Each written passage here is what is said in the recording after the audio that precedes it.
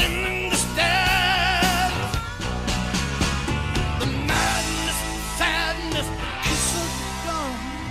Cover your ass as you stay on the run.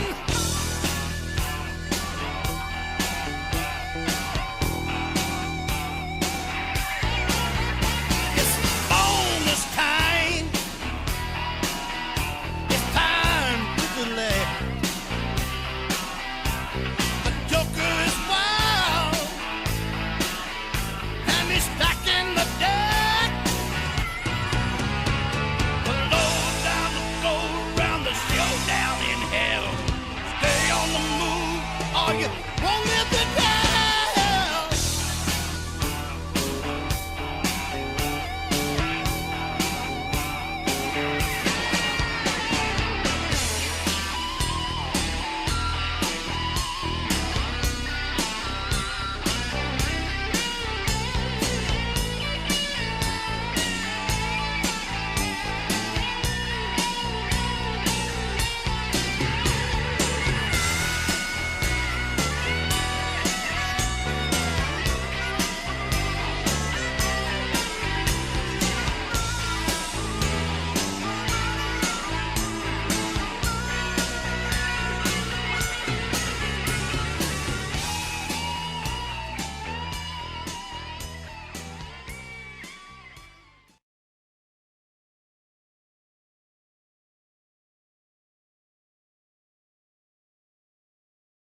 Well, it's all downhill from here, I guess, eh? Well, we're top of the mountain here. Welcome, everyone. We're going to take a little tour of Grand Forks in the area. We're just taking off my hayfield here. I have a runway about 1,000 feet, and I live just close to the airport there, but take off and land in our field there, so it'll land here for us. And so away we go. We're heading off to the west. Grand Forks is where I live. We lived here for about the last year or so. About 25 acres here, do a little bit of farming. And Grand Forks was kind of started here because of mining. In the late 1800s, there was copper discovered in a nearby area, and there was a big smelter built here that shut down, I think, in the 1920s. It was up at Phoenix where they discovered copper. Phoenix actually be straight ahead of us in the mountains. Quite high up in elevation there, it's close to 6,000 feet, the top of the mine. And they had a couple of railways there, and they hauled the ore into Phoenix. There wasn't really any roads here at the time, so today there's still a railway. You can kind of see the railway underneath you to the left a little bit. Just a short spur line that services the sawmill at Interport, and it's got a spur line that joins up in the States there. And there's also another kind of unique business here. From when they mined, they had a huge slag pile that was left over, and there's a company here that actually makes material for doing sandblasting and stuff, abrasive material, and they also haul that out by train. And so we're kind of heading to the west here, following the river. Quite a bit of Grand Forks is irrigated, as you can see. Lots of people have horses here, and small-scale agriculture. Quite a bit of hay growing. That's what we do. We grow some hay for the local market. People have horses here, and there's a few cattle here. Market gardens, quite a few nurseries in the area. And there's about 7 nurseries, I believe. They grow trees for all over Canada, all kinds of fruit trees and ornamental shrubs, etc. Straight ahead of us, you can kind of see the rail line there along the bottom of the mountain there. I'm not sure which rail line that was, but that was one of the rail lines. It's abandoned now. They pulled up the tracks a long time ago. And they're trails, rail trails that people enjoy hiking and walking on or taking a quad. They go across a good portion of southern BC.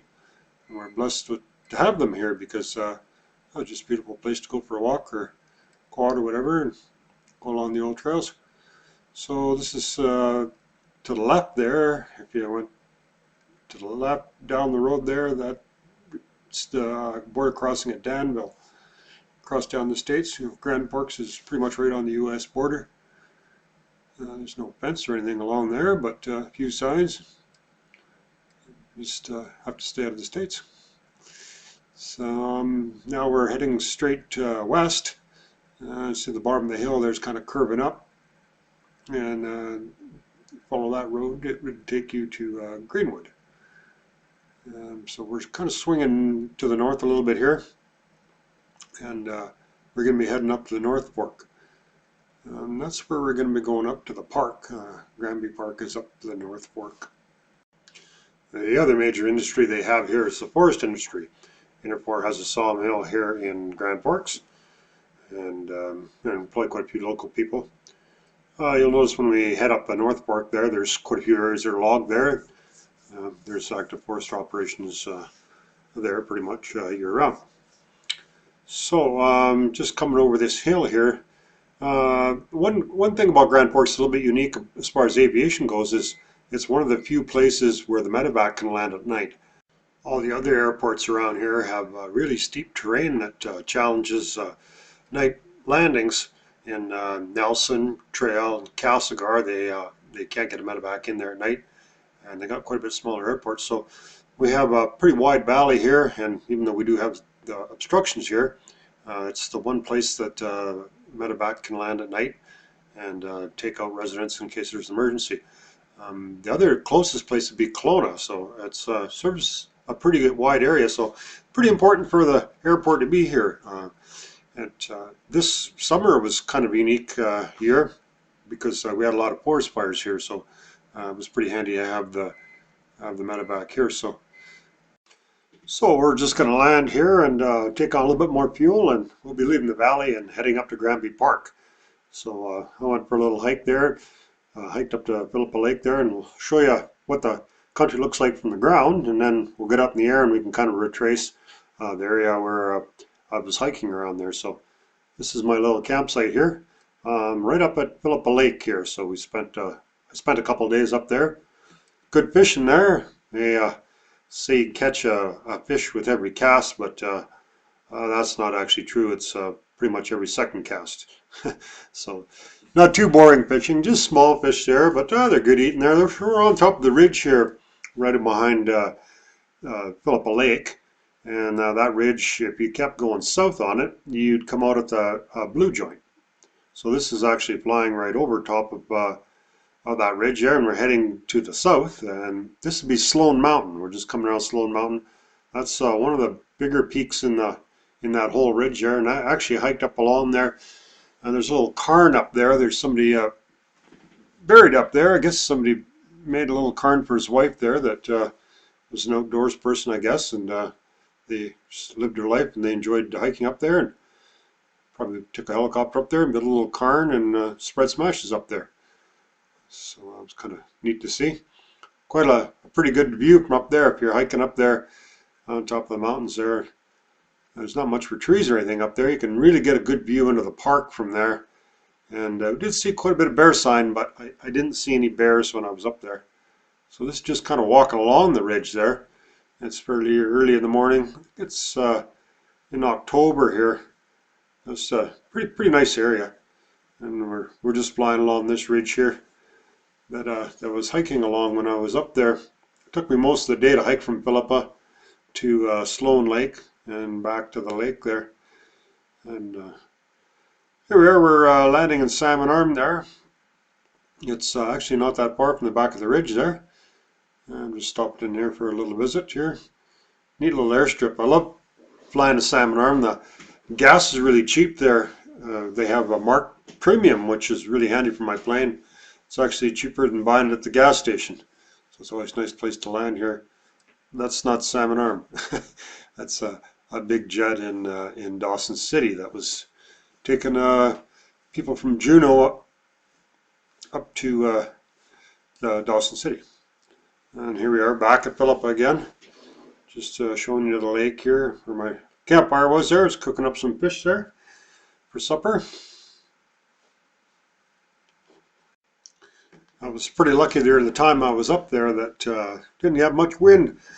Country I think is pretty bad for wind. I notice just about every time I fly up near that ridge, it doesn't matter how calm it is, it always seems like there's a lot of wind there.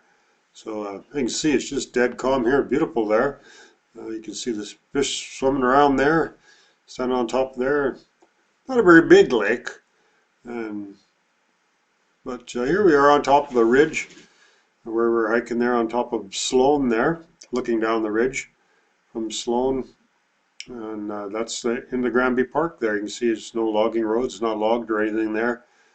On the right hand side where we're looking, you can kind of see, I think that's South Molly there, kind of the edge of where they logged. On the left side there's no roads or no logging or no access whatsoever into the park there. So, but even where they're logging there, they're pretty careful with the grizzly bears and stuff. They're only allowed to go in there certain times a year to preserve the grizzly bear habitat. They don't want to disturb them when they have their cubs in the spring. So there's only certain times a year they're allowed to go in there. And that's Sloan Lake there. You can just see at the bottom there, and there's the ridge. And the only motorized traffic that's allowed in the park there is skidoos. But the major problem with motorized traffic is they don't want anyone disturbing their grizzlies, and it's not a problem in the wintertime. So this is just some little growth wood there. It's a little bit hard to see, but there's some really big cedars and fir, balsam, spruce, all kinds of different types of trees there. That's old growth trees there. Really nice hiking through there because they're spaced out pretty good there, and you can just travel right through there. They haven't logged that stuff. It's pretty old wood there. It's fairly mature. I guess it'll probably blow over or burn up or something. Those old forests don't last forever, but that's sure a treat to hike through it there and see all the old trees there. Not much wildlife in the area there because, well, not much light hitting the floor there. So anyways, I hope you guys enjoyed the little tour there of Grand Forks and Granby Park, and hope you'll join us again for more Canadian aviation adventures.